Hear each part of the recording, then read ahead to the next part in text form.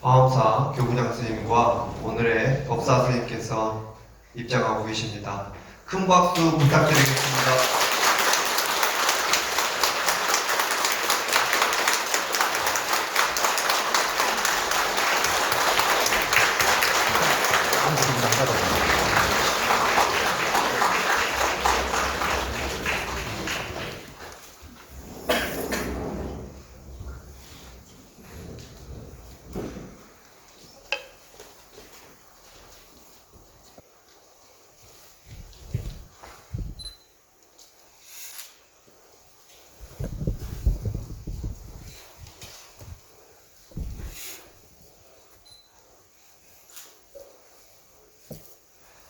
지금부터 불기 2568년 3월 화엄법회를 봉행하도록 하겠습니다.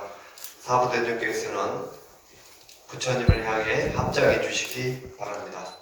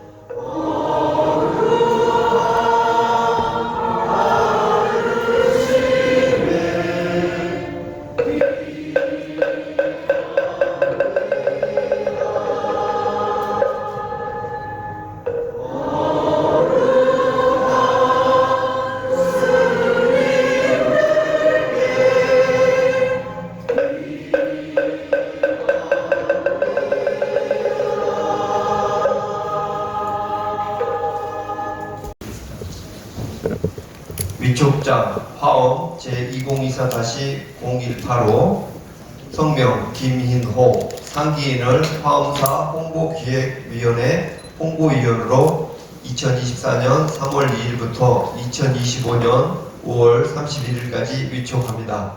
불기 2568년 3월 2일 대한불교 조계종 제19교 구본사 화엄사 주지 덕문. 큰 박수 부탁드리겠습니다. 잠시 기념 촬영이 있겠습니다. 하나, 둘, 셋. 의견 봐주세요. 고맙습니다. 유명입니다. 앉은 자리에서 담배를 올리도록 하겠습니다. 네, 반갑습니다. 봄이 오는 제목에서 꽃샘추위가 이렇게 시작돼서 오늘 날씨가 쌀쌀한데도 불구하고 또 불원 전리 마다하지 않으시고 이렇게 법문에 응해주신 또 홍선 큰 스님께 더욱 감사의 말씀을 올립니다. 직지사 교구장도 하셨고 또 법물관장도 하셨고 또 수많은 이력 중에서도 특히 우리 전통 불교 문화에 대해서 해박한 지식을 가지고 계시고 또 식견을 가지고 계십니다. 저희들에게 늘 후압들에게는 스승과 같은 역할을 해오셨던 것 같습니다.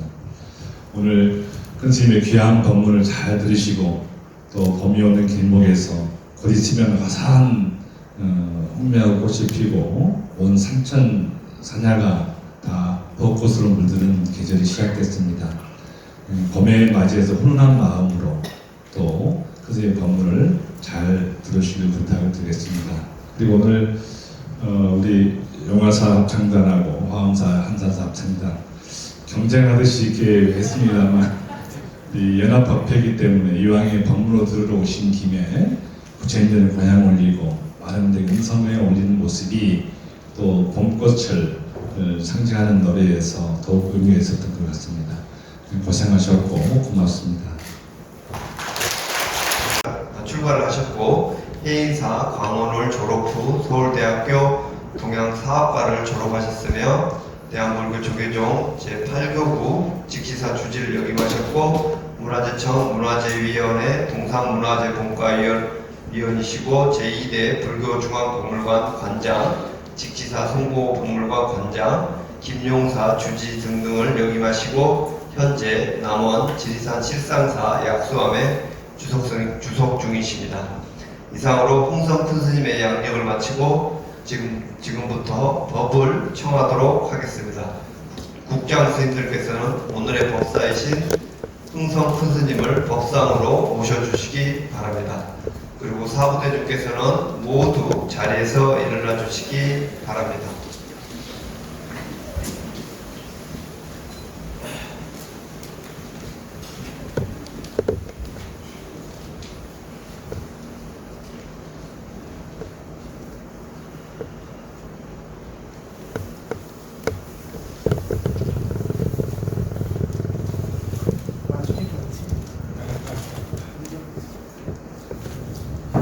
법상에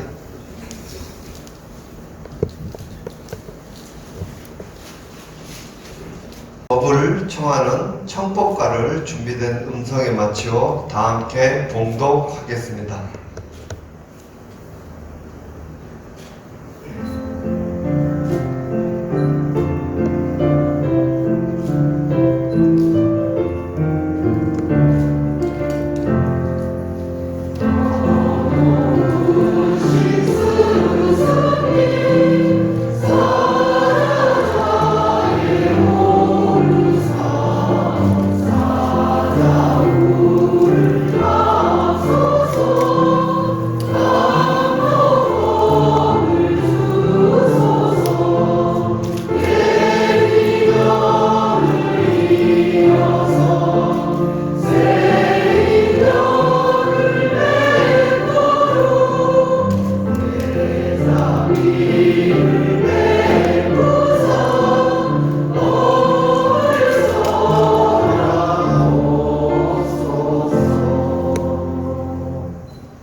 집전 스님의 목탁에 맞추어 흥성 큰 스님께 3배 예를 올리도록 하겠습니다.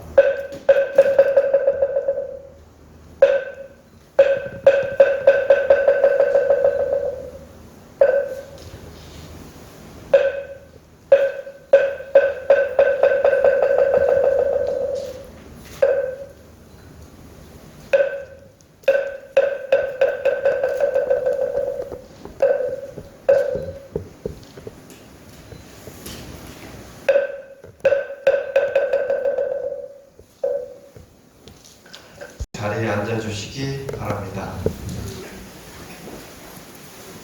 본문에 앞서 잠시 입정이 있겠습니다.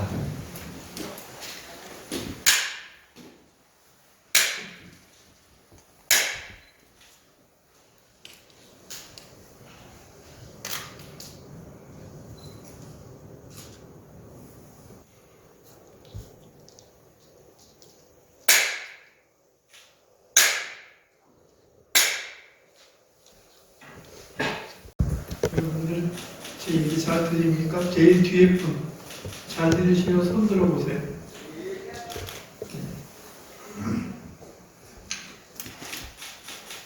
이 좋은 노래 듣고 쓸데없는 얘기는 안 듣는 게 좋은데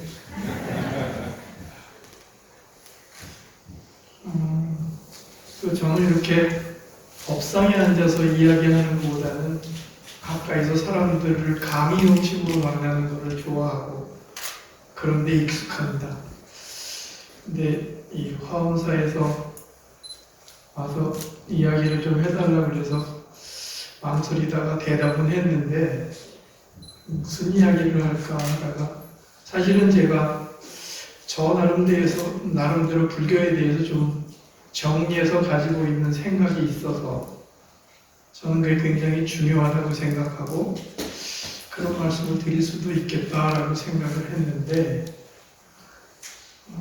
대중들하고 제가 처음 보는 거라서 어떤 분들이 말씀을 듣는지 뭐 이런 거를 자세히 몰라서 그런 얘기는 적당하지 않을 것 같고 그냥 일반적으로 모든 사람들이 다 공유할 수 있는 그런 이야기가 차라리 맞겠다라고 생각을 해서 그런 것들을 간단하게 제가 머릿속으로 정리해서 오늘 이 자리에서 여러분들과 함께 나눠보고자 합니다.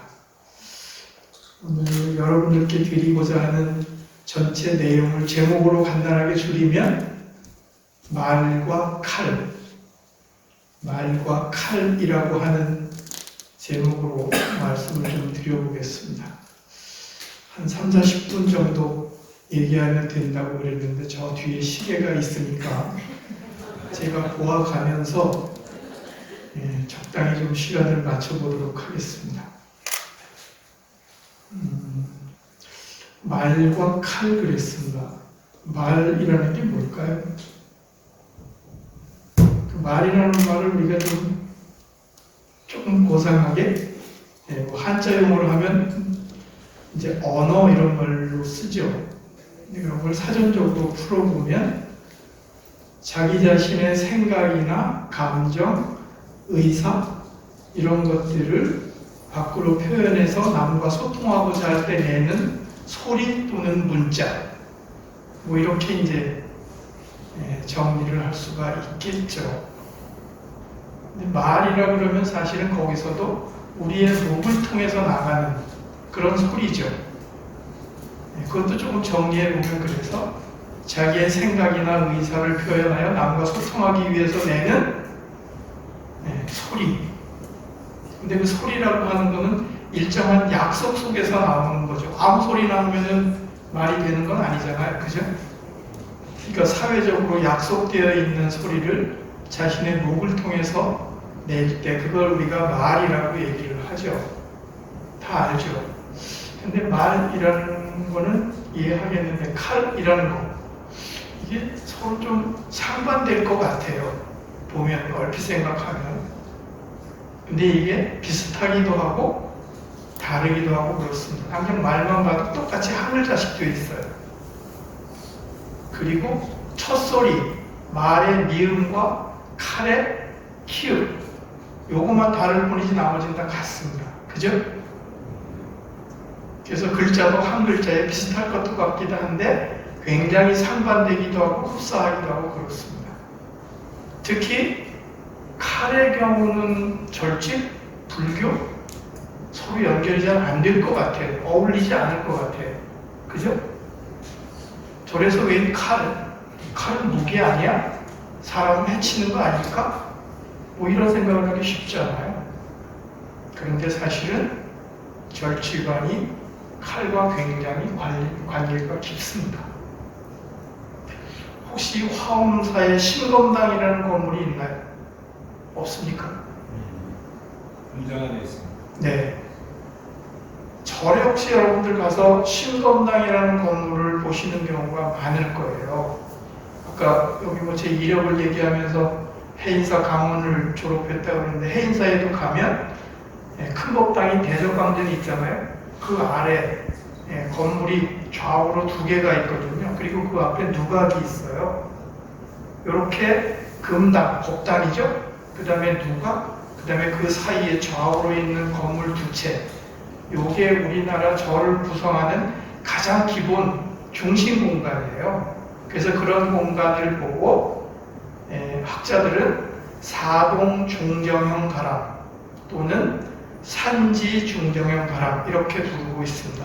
건물 4채가 가운데 마당을 두고 중심 영역을 형성하고 그 주변으로 기타 건물이 펼쳐져 있는 그런 게 우리나라 가람의 기본 형식이라는 거죠. 물론 이거는 임진왜란 이후에 형성된 그런 모습입니다. 그럴 때 그 건물 2채, 그걸 양당이라고 그러거든요. 네, 하나는 선당이고 하나는 승당이에요. 선당은 좌선 수행하고 하는 공간이고 승당은 일상생활을 하는 그런 공간입니다. 그런데 해인사이고 바로 양당이 있는데 오른쪽 들어가면서 오른쪽으로 있는 건물의 이름이 바로 심검당이에요. 찾을 심자, 칼 검자, 집 당자. 우리말로 풀면 칼 찾는 집. 근데 뭐 해인사만 있는 게 아닙니다. 많아요. 전국에 가서 보시면. 유심히 가서 살펴보시면 심검당이라는 편액을 붙이고 있는 집이 많습니다. 그런 집들은 기능이 똑같아요. 어느 절이나. 예를 들면 여러분들 마곡사 아시잖아요? 마곡사에 가면 신검당이라고 큰 현판 글씨가 남아 있습니다. 그게 조선 정조 때 송하 조윤영이라고 하는 유명한 명필이 있습니다.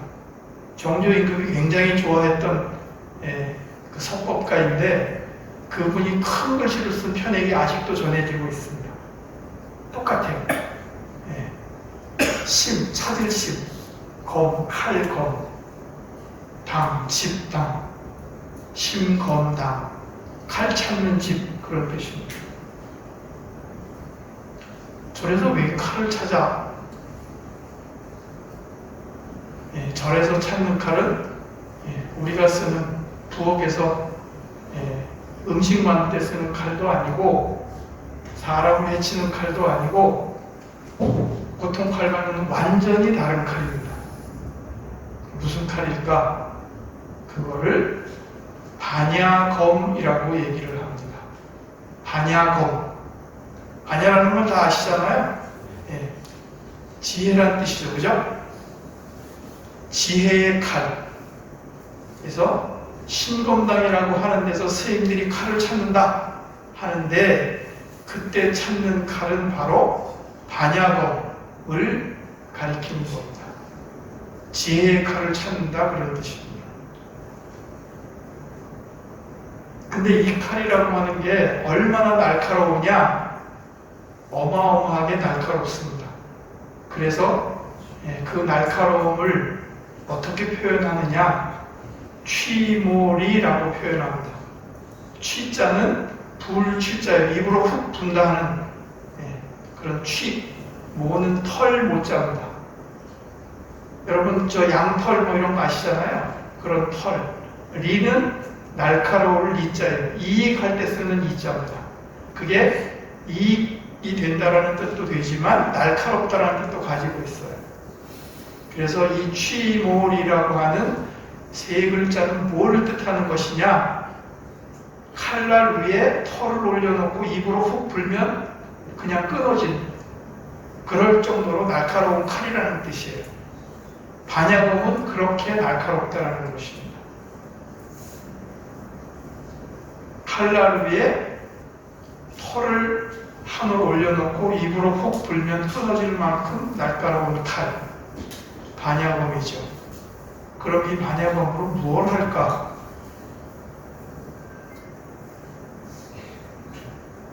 사람을 해치거나 이런 데 쓰이진 않겠죠? 반야검은 무명을 베는 칼날입니다. 무지를 베는 칼이에요. 무명이라는 말 아시죠? 네.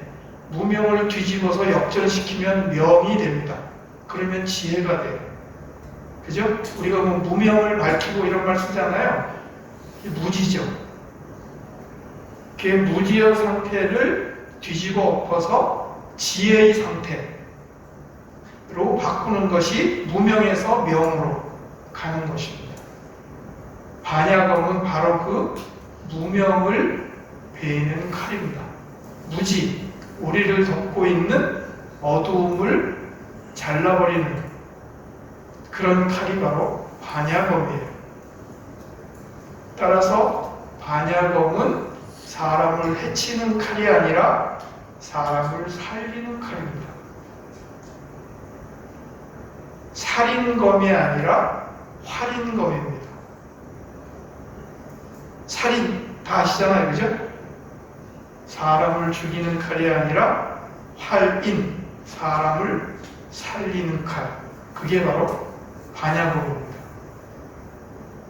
그러하기 때문에 바로 그런 일들을 제대로 잘 하라고 그렇게 할 수 있는 힘을 기르라고 절의 건물에 신검당이라는 편액을 붙여놓고 그 안에 사시는 수행자들이 한시도 그런 마음을 잊지 말고 지혜의 칼을 날카롭게 그렇게 벼리는데 조금도 소홀함이 없어야 한다는 뜻을 가지고 그런 편액을 붙이는 것입니다.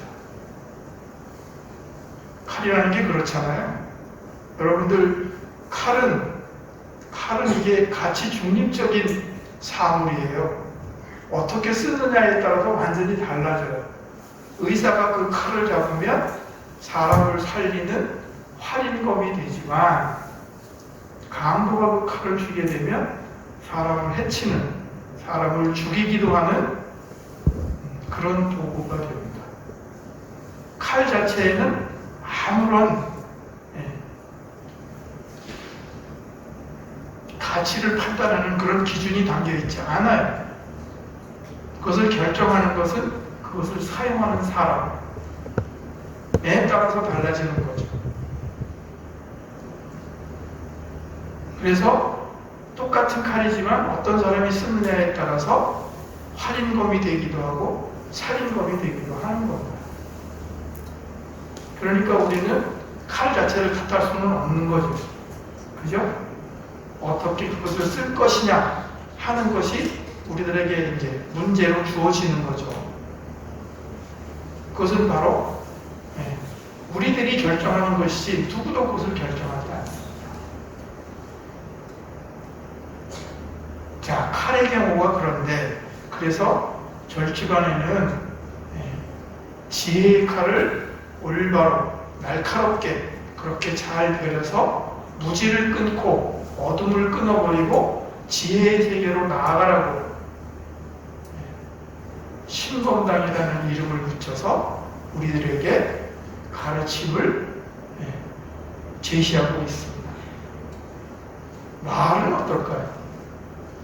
칼과 말은 굉장히 비슷한 면도 있고 또 서로 상대되는 면도 있다고 말씀을 드렸습니다. 말도 칼과 굉장히 비슷한 측면이 있습니다. 말도 어떻게 쓰느냐에 따라서 때로는 칼보다도 더 아프고 심하게 사람을 해칠 수가 있습니다. 또 쓰기에 따라서는 세상에 그것보다도 더 훌륭한 것이 없는 남을 이롭게 하는, 세상을 이롭게 하는 그런 도구로 쓰일 수도 있는 게 말이에요. 칼과 비슷한 면도 있고 다르기도 하고 그런 거죠. 여러분들은 평소에 말들을 어떻게 쓰시는지 한번 자기 자신이 쓰는 언어, 말에 대해서 한번 생각해 보신 적이 있으신가요?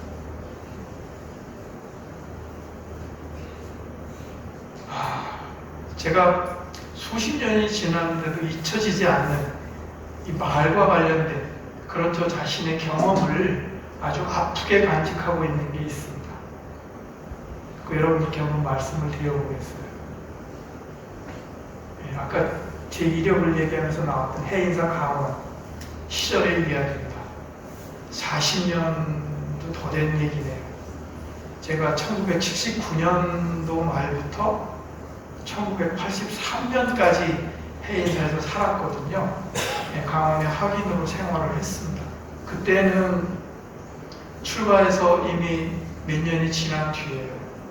제가 74년에 출가해서 생활하고 어른 은사스님 시봉하고 그러다가 군대 다녀와서 해인사를 가게 됐습니다. 그러니까 출가한 지 아마 6년, 7년쯤 됐을 때인 것 같아요. 근데 이제 요즘은 정말 이제 출가하는 사람들이 적고 따라서 공부하는 학인들도 거의 이제 없다시피 할 정도로 줄어들었는데 그 당시에는 학인들이 많았습니다.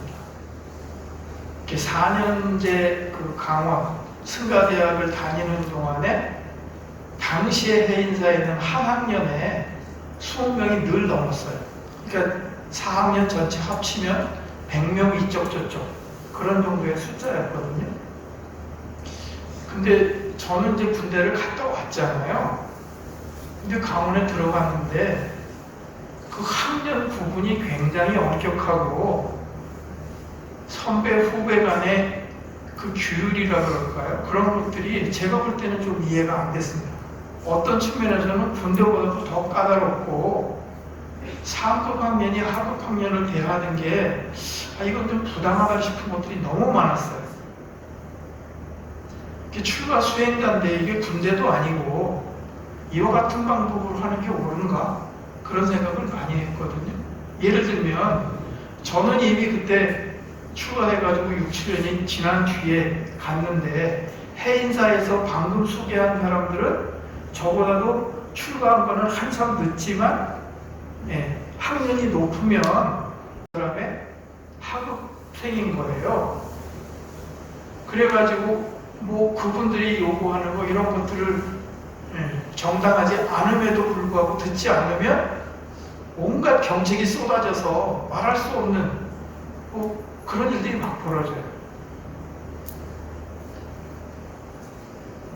뭐 이런 거가 있어요. 뭐 지금은 아마 어려울 거예요. 사람들이 숫자가 없어서. 그 당시에는 저희 강원에만 해도 100명이 이쪽 저쪽 되는 사람들이 있잖아요. 행자실에 행자들만 해도 수십 명이 있었거든요. 또 선방의 스님들이 있잖아요. 그러면은 그렇게 선원은 선원대로, 강원은 강원대로, 그 다음에 행자실은 행자실대로, 더군다나 강원은 학년별로 축구를 할 수 있는 11명 팀을 꾸릴 수가 있었어요. 해인사에는 그게 그 당시에 전통이었는데 추석 때 하고 그 다음에 봄에 초파일 무렵에 연습들을 매일 운동장에 나가서 해가지고 서로 이렇게 반별로 학년별로 축구를 해가지고 계속 올라가가지고 나중에 결승전까지 치르는 그런 것들이 있었습니다. 또 저희 학년은 별나가지고 야구도 했어요. 야구. 그랬는데 이게 이제 그 학년별로 하다 보면 행자실도 있고 그 다음에 또 선원도 있고 그러면 숫자가 안 맞잖아요. 그렇게 되면은 경관 스님들은 제일 높은 4학년이죠. 경관 스님들은 부전승으로 올라가요. 다른 학년은 다 어렵게 경기를 해가지고 올라가는데 그렇게 올라가는 거 부당하잖아요. 뭐 이런 일이 한두 가지가 아니었어요. 그러니까 이제 저희들은 또 저하고 같은 이제 그 학년에는 저보다도 더 먼저 출가한 사람들도 꽤 여러 분이 있었어요. 저는 중간쯤밖에 안 됐어요. 저희가 졸업할 때 24명이 졸업을 했거든요. 그러니까 뭐 11사람으로 축구하는 팀 꾸리는 건 일도 아니죠. 근데 그때 가니까 저보다도 더 겁나게 높은 스님들이 같은 학년에 있으니까 그분들이나 전화 볼 때 아니 출가한 것도 우리보다도 훨씬 늦은 그 학년들이 하는 온갖 부당한 일들이 마땅치가 않은 거죠. 근데 이제 저 학년이니까 어쩌지 못하고 나중에 그 고학년이 되면 우리가 상급 학년이 되면 우리 이런 거 하지 말자. 이거 정당하지 않은 거 아니냐. 어떻게 출가해서 산다는 사람들이 이런 일들을 관행처럼 유지한다는 말이냐. 안 된다. 다 공감했어요. 근데 저희들이 2학년 되고 3학년 되고 나중에 경관 되니까 4학년 되니까 옛날에 그런 일 했던 거 까맣게 잊어버리고 똑같이 그걸 하는 거예요. 제가 볼 때는 이거 말도 안 되는 일인 거예요. 그래갖고 저희 반스님들하고 이제 막 다툼이 생기죠. 저는 야 너희들 치원반 때 뭔 소리 했냐. 너희도 다 그때 그러지 않았느냐. 근데 지금 와가지고 이걸 고치지도 않고 똑같이 한다는 게 말이 되냐. 그러면 이제 다른 스님들은 뭐 가지가지로 얘기해요.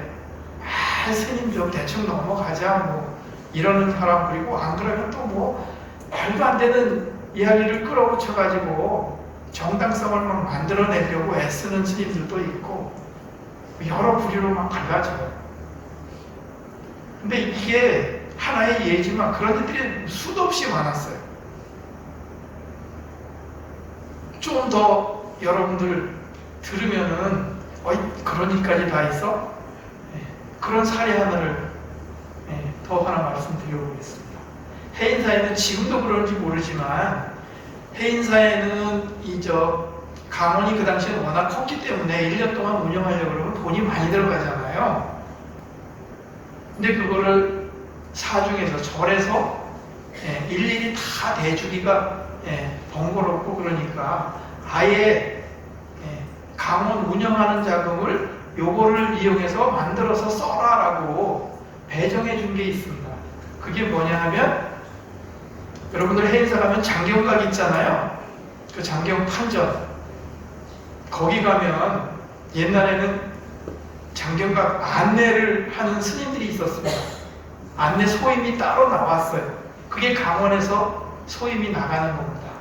그러면 이제 그 사람은 그 일을 공부하는 거 말고는 주된 자기 소임으로 해야 돼요.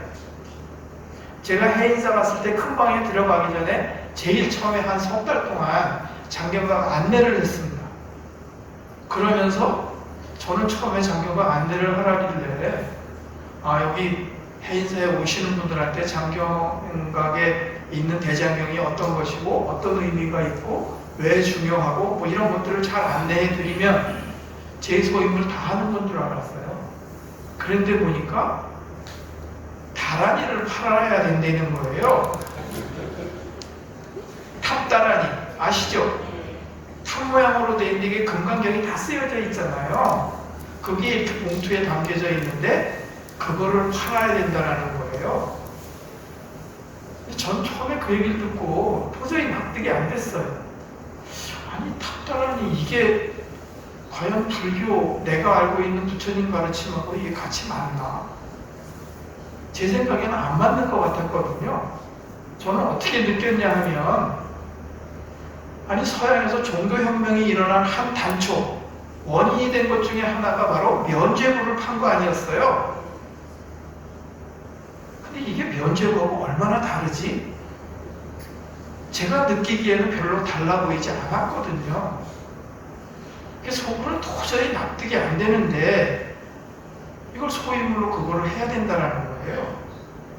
그리고 안내하는 것도 중요하지만 이것도 중요하다라고 얘기를 하는 거예요. 근데 제가 가만히 듣고 보니까 말은 그렇게 하는데 사실은 안내하는 것보다 이게 더 중요한 것 같아. 느끼기에. 저는 납득은 안 되는데 저 스스로를 어떻게 납득시켰냐 하면 그래 이게 좀 불완전할 수는 있겠지만 그래도 이렇게 해가지고 이걸로 강원에 공부하는 학인들이 사용하는 거니까 좋은 곳에 쓰는 것이잖아. 그거에 의미를 두고 해야지 이렇게 생각하고 했어요. 근데 해인사에서 그거를 1년에 제일 많이 파는 때가 언제냐? 3월 불사 때입니다. 요즘은 어떤지 모르겠는데 당시에는 음력 3월 10일 날 대장경 정대불사를 했어요. 아시죠? 대장경을 찍은 경판을 옛날에는 뭐 경판을 직접 꺼내서 머리에 이고 이렇게 법성도를 돌고 그랬었는데 저 때는 이제 대장경은 아니고 대장경을 찍은 경전들 있잖아요. 그거를 이제 한 번씩 머리에 이고서 이제 그 도량을 도는 그런 불사가 있었거든요. 근데 그 불사가 굉장히 커서 당시에는 전국에서 10,000명 이상이 왔습니다. 1박 2일 동안 그 안에서 10,000명 넘는 사람이 먹고 자고 다 했어요. 근데 그때가 이제 신도님들이 많이 오시니까 다라니를 팔 수 있는 절호의 찬스죠. 그러면 이제 강원에 학인들 100명이 되는 사람이 그 큰 불사를 하려니까 온갖 소임을 다 나무 맡아야 되잖아요. 저는 이제 저학년 때는 국 끓이는 거 간단해요. 미역국만 끓여요. 계속 1박 2일 동안 밥 한 그릇하고 미역국만 드리는 거예요. 워낙 뭐 많은 신도님들이 모이니까. 그래서 그렇게 해서 1박 2일 동안 그 부엌에서 불 떼고 나면요 눈이 매워가지고 며칠 동안 눈을 잘 못 떠요. 밥하는 사람은 1박 2일 동안 계속 밥만 하고 국 끓이는 사람은 계속 국만 끓이고 그러거든요. 그런데 이제 졸업반이 되면 그 모든 행사를 총괄해서 관리하고 해야 돼. 그때 가장 신경 쓰는 게 이제 팀을 꾸려가지고 다란히 파는 거예요. 그래야지 1년 살림살이 하잖아요. 사중에서는 그거 하고 해서 이제 자금 마련하라고 띄워주고 일체 사중에서는 지원 안 했습니다. 그러니까 그게 만약에 잘 안 되면 강원 운영이 안 되잖아요. 열심히 해야죠. 근데 이제 저희 반 선생님들하고 제가 4년 동안 그런 크고 작은 문제로 끊임없이 다투면서 살았거든요. 그 3월 불사가 닥쳤는데 불사를 치르기 위해서 대중공사가 열렸어요. 당시에 이제 저희 그 경관 반장, 이제 반장이라고 그러면 이제 강원 전체를 학인을 대표해서 이제 통솔하는 분이죠. 그분이 누구였냐 하면 바로 직전에 총무원장을 하셨던 원행 스님이셨습니다. 그래서 이제 대중공사가 열렸는데 이제 자세한 거는 지금 기억이 나지 않는데 그때 이제 바로 그 대장경 그 다란이 파는 총책임자를 저한테 맡겼어요. 근데 저는 이제 기억에 이건 우리 반 스님들이 나를 약간 골탕 먹이려는 계획이 들어있다. 이렇게 이제 기억에 남아있어요. 그래 너 한번 골탕 좀 먹어봐라. 이런 생각이 틀림없이 있어서 그 소임을 시켰을 거라고 생각을 하죠. 근데 여러분 우리의 기억이라고 하는 건 자기 좋은 대로 너무 편집이 돼버리거든요. 그러니까 사실이 아닐 수도 있는 거죠. 아무튼 그 소임을 맡고 나가지고 제가 속으로 생각하기를 그래? 그럼 내가 본때를 보이마 라고 생각을 해가지고 정말 열심히 그 일을 했어요. 그래가지고 그때까지 강원이 있은 이래로 가장 많은 다란이를 팔았어요.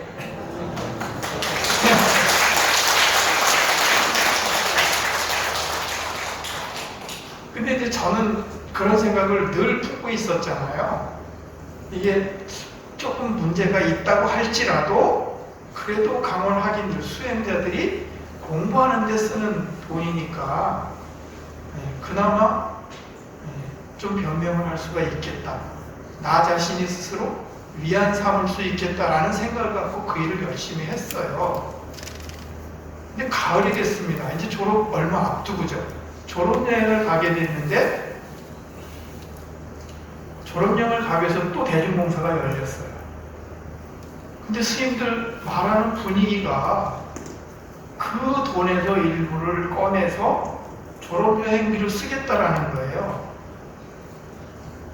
그래서 이제 제가 발언권을 얻어가지고 얘기를 했습니다. 안 된다. 그게 어떤 돈인데 그거를 졸업여행 경비를 쓴단 말이냐. 난 도저히 찬성할 수 없다. 저 혼자만 24명 중에서 저 혼자만 막 반대를 한 거예요. 그러면서 이제 막 뭐 이야기들이 옥신각신 하니까 어떤 분들은 뭐 스님 그냥 대충 넘어가자 뭐 그런 분도 있고 아무튼 그래갖고 결국은 이제 저는 제 고집을 꺾지도 못하고 그런데 이제 이르 그대로 진행돼 버리고 그래서 저는 졸업여행도 안 가고 혼자서 도서관에 처박혀가지고 졸업여행 끝나고 돌아올 때까지 그랬던 일이 있어요.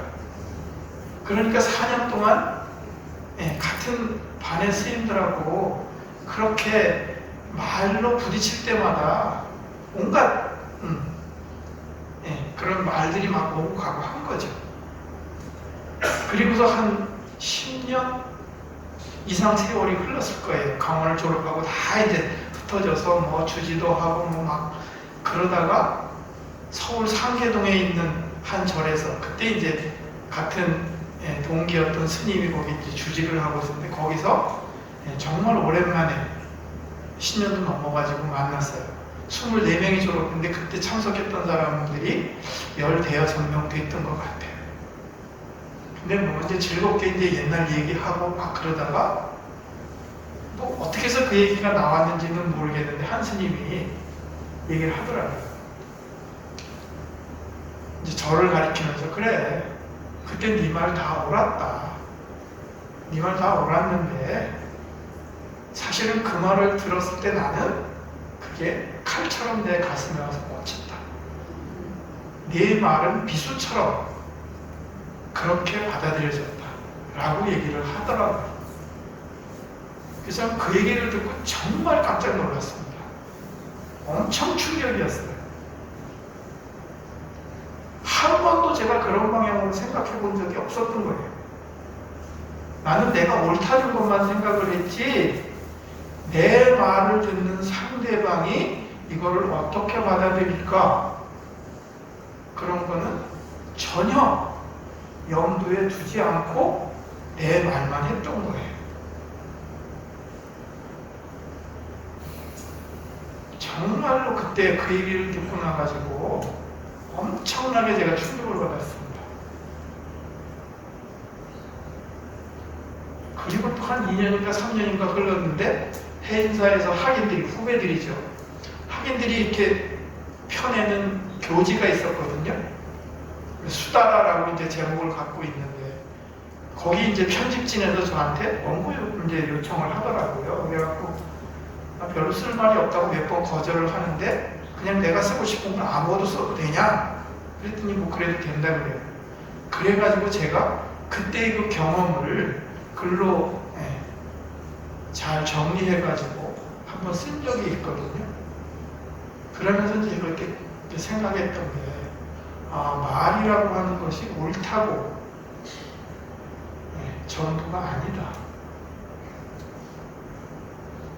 아무리 그게 옳은 말이라고 할지라도 그 말에 상대방을 배려하는 사랑이 깔려있지 않으면 그 말은 상대방에게 가 닿을 수가 없다. 뿐만 아니라 설득은 고사하고 오히려 그 사람에게 비수처럼 꽂혀버리는 그런 도구가 되어버리는 것이구나 라는 것을 절절하게 그렇게 느낀 적이 있습니다.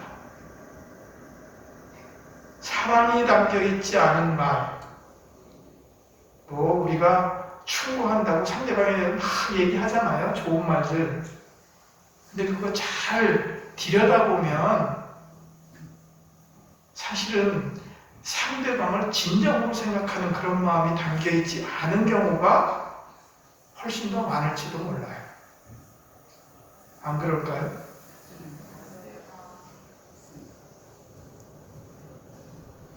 그러면 그때 그렇게 제가 한번 충격을 받고 그런 생각을 분명히 정리해 가졌는데 그 이후에는 얼마나 달라졌나? 지금도 그런 것들이 불쑥불쑥 튀어나와가지고 사람들하고 서로 의견이 달라서 회의할 때는 잘 안 돼요. 며칠 전에도 그 제가 살고 있는 실상사에 아주 중요한 결정들을 내리는데 제가 한 2년부터 조금 더 된 일인데 그런 일들이 진행되는 것도 전혀 모르고 있다가 너무나 중요한 일인데 제가 보니까 방향이 도저히 안 맞는 방향인 거예요. 그래가지고 회의석상에서 처음부터 그게 어떻게 전개됐는지 좀 자세히 좀 설명을 해달라. 그랬더니 이제 PPT를 이용해서 처음에 발당부터 현재까지 쭉 진행된 상황들을 쭉 설명을 하더라고요. 그리고 이제 제가 다 듣고 나가지고 그것이 왜 문제가 되는지, 왜 올바른 방향이 아닌지를 조목조목 쭉 이야기를 했어요. 그랬더니 그동안에 그걸 추진해 오신 분들이 스님 이 분야의 스님이 여러 가지로 식견도 있으시고 다 옳으신 말씀인 줄은 알겠는데 그러면서 이미 진행된 것이 많고 여러 가지 이유를 대면서 말들이 자꾸 그냥 계속 이제 헛도는 거죠. 이제 제가 제 의견은 이러하니까 대중들이 논의해서 결정들을 하셔서 결정된 방향으로 일을 추진하십시오. 아무튼 제가 생각할 때는 이렇습니다. 라고 얘기를 했는데 똑같이 얘기가 끊임없이 되풀이되는 거예요. 그래서 제가 듣다 안 돼가지고 회의 도중에 나와버렸습니다. 그러면 안 되잖아요. 예? 제가 56년생이니까 나이 70이 지금 코앞이에요. 그런데도 그게 안 돼요. 얼마나 이게 이 중생이라는 게 한심하기 짝이 없습니까?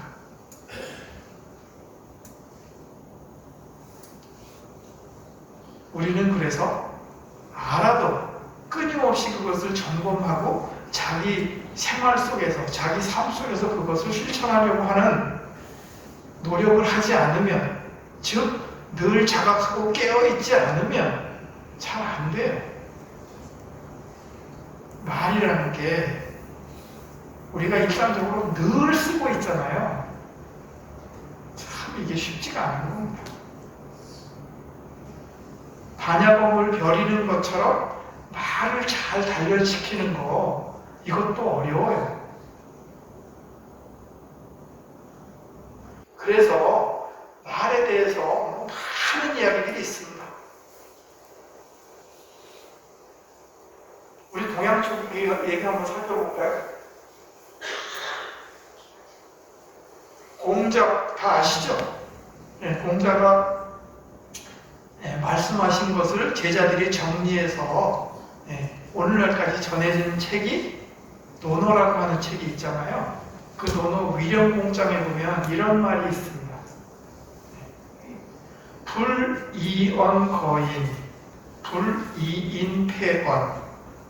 우리말로 풀면 말 때문에 사람을 천거하거나 등용해서도 안 되고, 또 사람 때문에 말을 버려서도 안 된다. 이런 말이거든요. 말 때문에 사람을 써서도 안 되고, 사람 때문에 말을 버려서도 안 된다. 예를 들면 여러분들, 우리가 말에 속아가지고 그 사람이 막 아주 교묘하게 꾸미는 말들을 아주 번드르르하게 잘해요. 근데 그거에 속아가지고 그 사람의 실제 모습을 못 보고 그 사람을 어디다가 추천하거나 무슨 일을 하는데 맡겨버리면 되겠습니까? 안 되잖아요. 진실하고 참된 말을 할 때 그게 의미가 있는 거지, 그렇지 않은 용어들을 쓰는 사람들, 그런 말을 일상적으로 구사하는 사람을 믿어서는 안 되는 거잖아요. 그러니까 말 때문에 사람을 판단하거나 그 사람을 어떤 지위에 앉히거나 뭐 이렇게 하는 것은 매우 조심해야 된다는 얘기죠. 반대로 그 사람이 문제가 있다고 해서 그 사람이 좋은 말을 하는데도 그 말을 우리가 안 받아들이면 그건 우리 손해잖아요. 그죠? 그게 사람 때문에 말을 버려서도 안 된다는 뜻이죠. 비유를 하자면 이렇습니다. 깜깜한 밤에 어떤 사람이 횃불을 들고 가요. 그럼 그 횃불을 이용해서 우리가 길을 찾아야 되잖아요. 근데 그 횃불을 들고 가는 사람이 도둑놈이라고 해가지고 나는 저 횃불은 안 쓸 거야, 도둑놈이 쓰는 거니까 받아들일 수 없어. 그러면 깜깜한 밤에 길을 찾을 수가 없잖아요. 그런 것이 바로 사람 때문에 말을 버려버리는 경우겠죠. 사람은 그럴지라도 횃불은 필요한 거니까 그 횃불을 이용해야 되듯이, 사람은 문제가 있을지라도 그 사람이 하는 말이 옳다면 그거를 받아들일 수 있는 그런 지혜를 갖는 것이 필요하겠죠. 공자 같은 분은 그런 방식으로 우리 말에 대해서 얘기를 하고 있습니다. 노자 다 아시죠? 노자 또는 도덕경이라고 하는 그 사람이 했다고 하는 말들을 모은 그런 책이 있거든요. 챕터 56, 제56장에 보면 이런 구절이 있습니다. 지자불언, 인자부지. 지자, 아는 자는 말을 하지 않고, 원자부지, 말을 하는 자는 알지 못한다, 모르는 자이다, 이런 뜻입니다. 참된 지혜를 간직하고 있는 사람은 말이 많지 않습니다. 그래서 오히려 말이 어눌한 듯 그렇게 보여요. 덕망이 높고 학식이 깊고 그럴수록 그 사람은 말이 적습니다. 그죠? 빈수레가 요란하다고 식견도 얕고 덕망도 부족하고 그런 사람들이 대체로 말이 많게 되어 있죠. 그런 경향성이 있습니다. 지자불은 원자부지. 지혜 있는 사람은 말을 하지 않고 말이 많은 사람은 사실을 잘 모르는 사람이다. 이런 뜻입니다. 생각해 볼만 하죠? 그래서 절집안에서는 말을 굉장히 사용하는 것을 신중하게 해야 된다고 얘기를 하고 있습니다.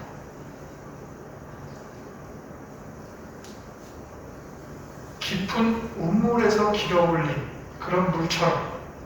그러면 여러분들 우물 요즘엔 뭐 거의 사용 안 하니까 젊은 분들은 잘 모르겠지만 옛날 분들은 우물 다 알잖아요. 그 깊은 우물에서 길어올린 물은 한여름에도 굉장히 시원한 물.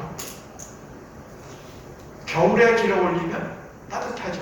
맑고 깨끗하고 그렇죠. 우리의 언어도 아주 깊은 곳에서 길어올린 말이 아니면, 그런 언어가 아니면 그런 말들은 되게 쓸데없는 경우가 많아요. 성찰이라고 하는 운물을 통해서 길어올린 말이야말로 들을 만한 가치가 있고 남에게 할 만한 가치가 있는 그런 말일 경우가 많겠죠.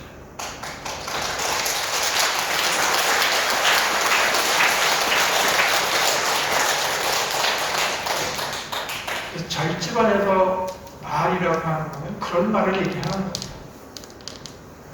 성찰의 샘물에서 길어올린 말, 지혜의 말, 반야의 말, 이런 것이야말로 그야말로 말의 뜻에 부합하는 그런 거라고 할 수가 있겠죠. 그래서 유마경 같은 데서 유마일묵이라고 하는 말들이 나오는 겁니다.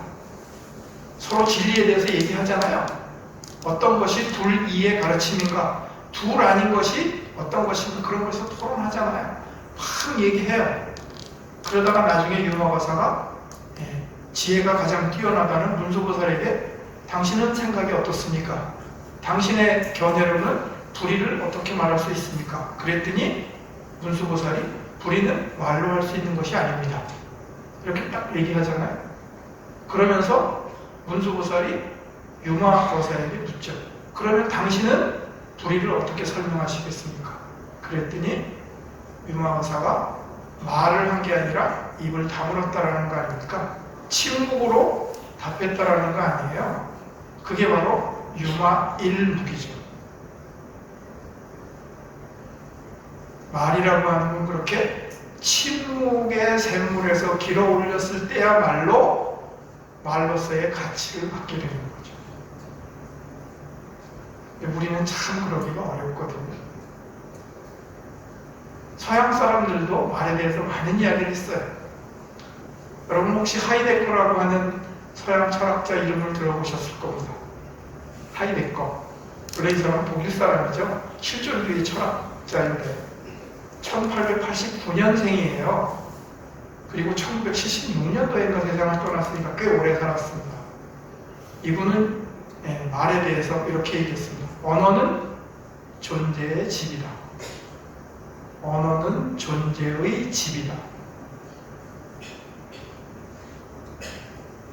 또 여러분 비트겐슈타인이라고 하는 20세기 아주 굉장한 철학자 가운데 한 분인데 이분도 언어에 대해서 얘기했습니다. 내 언어의 한계가 내 존재의 한계이다. 무슨 얘기입니까? 두 얘기가 의미가 거의 비슷해요. 언어는 존재의 집이다. 내 언어의 한계가 내 존재의 한계이다.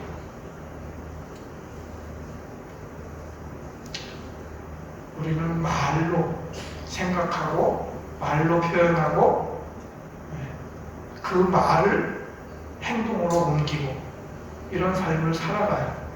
내가 사용하는 말을 통해서 나라는 존재를 파악할 수가 있습니다. 예를 들면 저 뒷골목에 있는 깡패가 사용하는 말과 수행자의 말이 같을 수가 없습니다. 경상도 사람이 쓰는 말, 경상도 사투리가 있죠. 전라도 사람이 쓰는 말, 전라도 사투리죠. 다르잖아요, 언어가. 아이가 쓰는 언어와 어른이 쓰는 언어가 다릅니다. 아이가 처음 말 배울 때 제일 먼저 무슨 말을 배워요?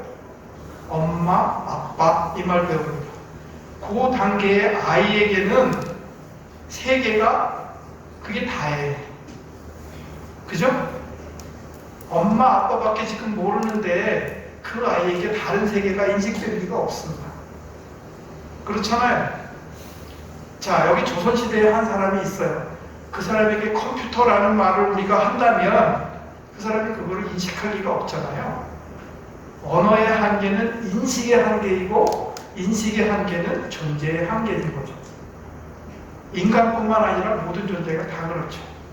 언어로 규정하지 않으면 인식할 수가 없고 인식하지 않으면 그거는 존재할지라도 존재하지 않는 것과 별반 다름이 없죠. 심지어 우리는 언어로 사고한다, 언어로 생각한다라고 얘기하기도 하거든요.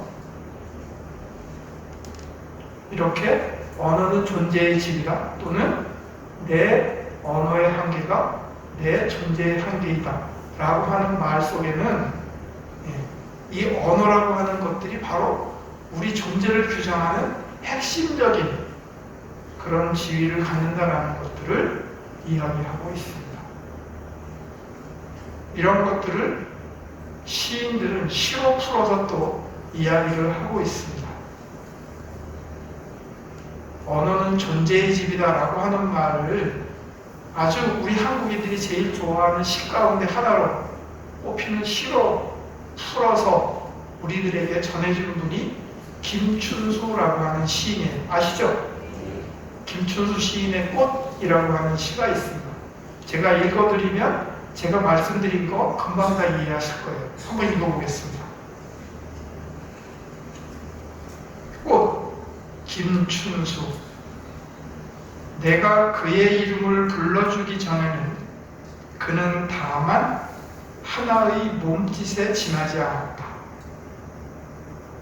내가 그의 이름을 불러주었을 때 그는 나에게로 와서 꽃이 되었다. 내가 그의 이름을 불러준 것처럼 나의 이 빛깔과 향기에 알맞는 누가 나의 이름을 불러다오. 그에게로 가서 나도 그의 꽃이 되고 싶다. 우리들은 모두 무엇이 되고 싶다. 나는 너에게, 너는 나에게 잊혀지지 않는 하나의 의미가 되고 싶다. 그런 거죠. 그죠? 나는 너에게, 너는 나에게 서로 꽃이 돼야 되잖아요. 근데 그런 상대방에게 말을 통해서 칼을 겨누는 그런 일들이 있어서는 안 되잖아요. 그죠? 그게 말이라는 것도 그래요. 칼하고 비슷하게 어떻게 쓰느냐에 따라서 남에게 상처를 주기도 하고 아니면은 남을 한없이 보듬어주는 그런 기능도 할 수가 있는 거거든요.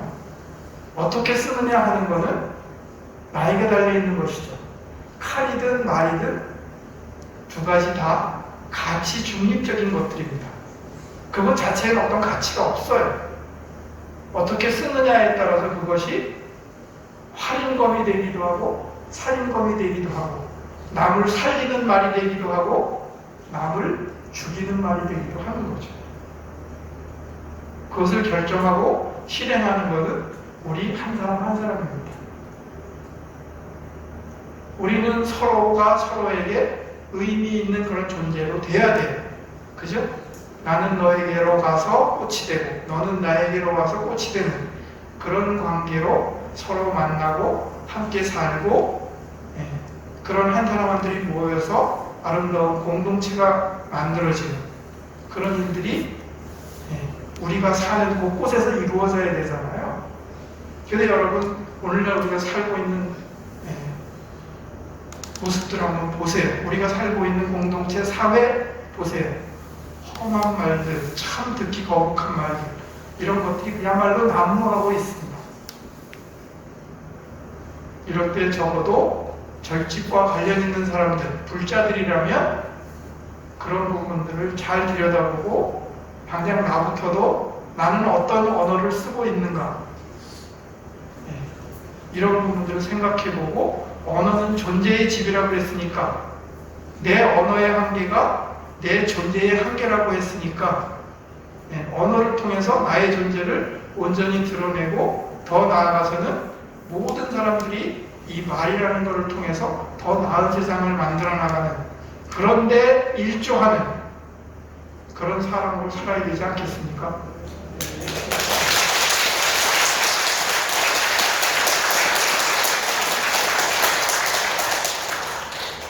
예, 오늘 여러분들 만나서 그냥 누구나 한 번쯤 생각해 볼 만한 그런 주제를 가지고 이야기를 드려봤습니다. 도움이 되는지 모르겠습니다. 감사합니다.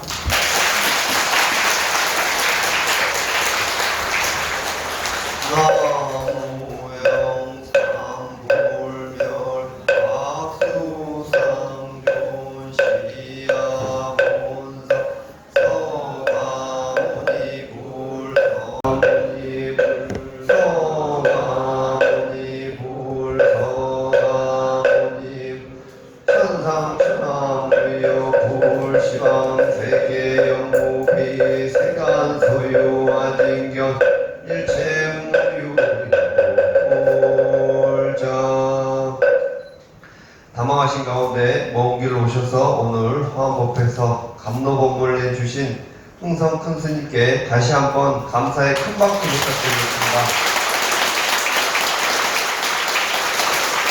소원과 사내가가 있겠습니다.